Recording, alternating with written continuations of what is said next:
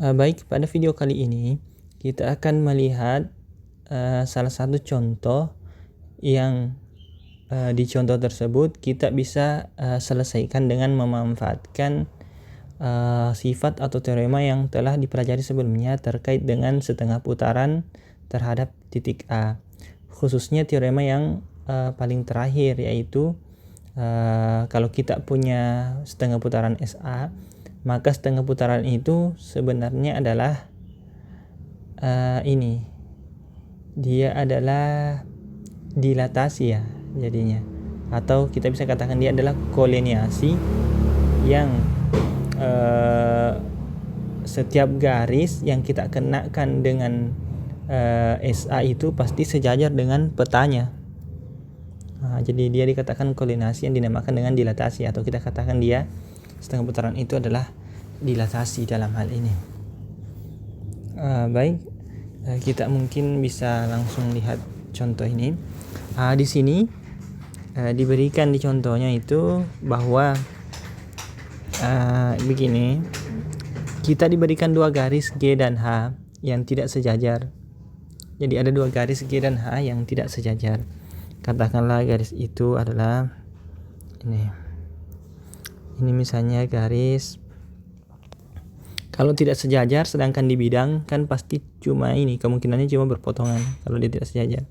Katakanlah ini G-nya, kemudian kita misalkan hanya itu yang ini, kita buat yang biru ya, hanya misalnya ini adalah H. Berarti kita punya G yang ini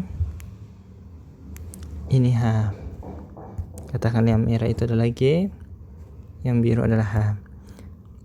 Kemudian selanjutnya bagaimana? Katanya ada A titik yang tidak di G, tidak juga di H.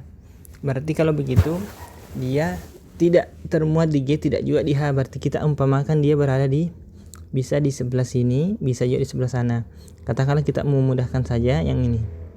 Katakanlah A-nya itu di sebelah sini saja ya. Katakanlah ini A-nya. Selanjutnya, karena A-nya di sebelah sini, di sini diminta tentukan semua titik X di G. Jadi X-nya di G, dan juga semua titik Y di H. Terbaliknya, X di G, kemudian Y-nya itu di H, sehingga A itu titik tengah antara X dan Y. Jadi kalau kita bayangkan secara langsung dari gambar ya, tentu kalau kita perhatikan sepertinya itu seperti ini nanti hasilnya. Cuma ini kan kalau seperti ini tidak pas, kita mau cari yang pas begini sama panjang. Bagaimana solusinya? Kita manfaatkan tadi yang setengah putaran. Setengah putarannya nanti kita manfaatkan. Pertama begini, kita ambil sebaran titik P di G, bisa juga di H kalau mau. Katakanlah kita ambil titik P-nya di sebelah sini misalnya. Katakan di sebelah sini P-nya. Kemudian kita lakukan setengah putaran terhadap titik A, yaitu kenakan setengah putaran terhadap titik A di titik P. Maka dengan menggunakan jangka misalnya, ukurkan jangkanya di sini, pusatnya di A. Kemudian buat lingkaran, nanti, atau tarik dulu garis lah. Pertama itu tarik dulu garis, tarik garis G dengan A,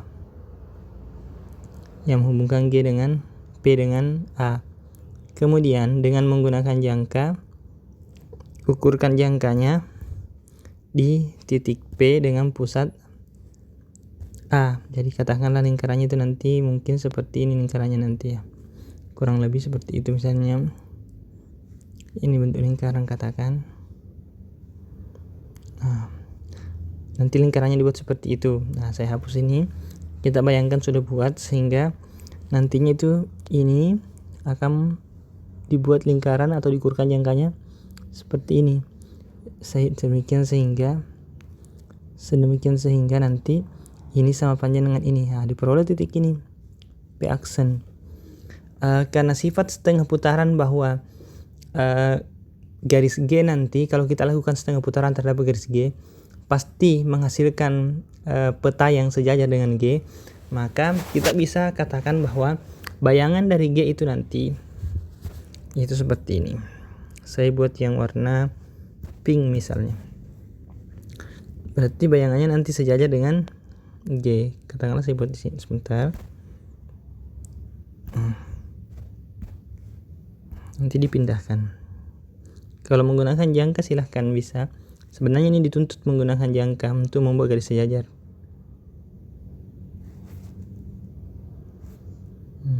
Katakanlah ini garis sejajarnya. Nah, kita buat dia melalui P. Karena kan P salah satu. Arahnya kan sudah ditahu, konsepnya tadi peta dari setengah putaran itu dari garis, peta garis terhadap setengah putaran itu pasti sejajar. Dan melalui P di sini berarti melalui P aksen berarti di sini. Nah, dari sini kita ternyata dapatkan perpotongan antara ini SAG. Ini kan SAG ya ini. Ini SAG. Perpotongannya terhadap garis A itu tunggal. Tunggal di sini ya, tunggal di sini. Nanti bisa dibuktikan. Sehingga kita bisa katakan nanti ini kalau kita hubungkan garis itu perpotongan SAG dengan H, kita hubungkan dengan A kemudian perpanjang, nanti didapat di sini titik yang pasti ini jaraknya sama dengan ini. Konsep kesebangunan, karena kan nanti tadi kita sudah katakan bahwa peta dari G pasti sejajar dengan G-nya sendiri terhadap transformasi ini. Sehingga diperoleh X di G yang dimaksud adalah di sini. Sedangkan Y di H yang dimaksud adalah di sini. Secara gambar sebenarnya kita bisa lihat bahwa ini pasti X dan Y-nya pasti tunggal yang seperti ini. Cuma X dan Y saja yang seperti ini. Kalian silahkan coba lakukan untuk katakanlah yang kita petakan terhadap SAG itu adalah H-nya. Ini kan G-nya yang dipetakan. Kan bisa juga garis H-nya yang kita buat petanya. Sehingga nanti di sini yang sejajarnya itu di sebelah sini nanti. Kurang lebih sebelah sini nanti garis sejajarnya. Sejajar dengan H. Hasilnya nanti sama. Seperti itu. Silahkan dicoba. Kemudian yang menjadi pertanyaan nanti di sini ada dua hal. Yang pertama, apakah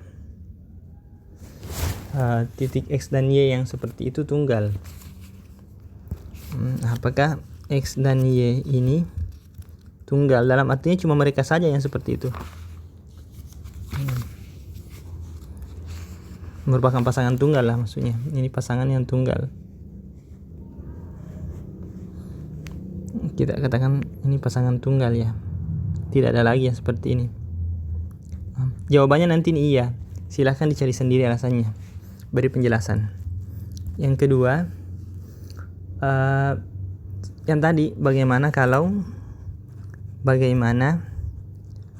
jika yang kita petakan yang ditransformasikan adalah yang ditransformasikan adalah H. Apakah X dan Y yang diperoleh tetap di situ? Silahkan kalian lakukan. Ini jawabannya iya juga sebenarnya. Pasti di situ juga hasilnya karena kan tunggal nanti didapatkan. Silahkan dicoba. Seperti itu untuk contoh ini.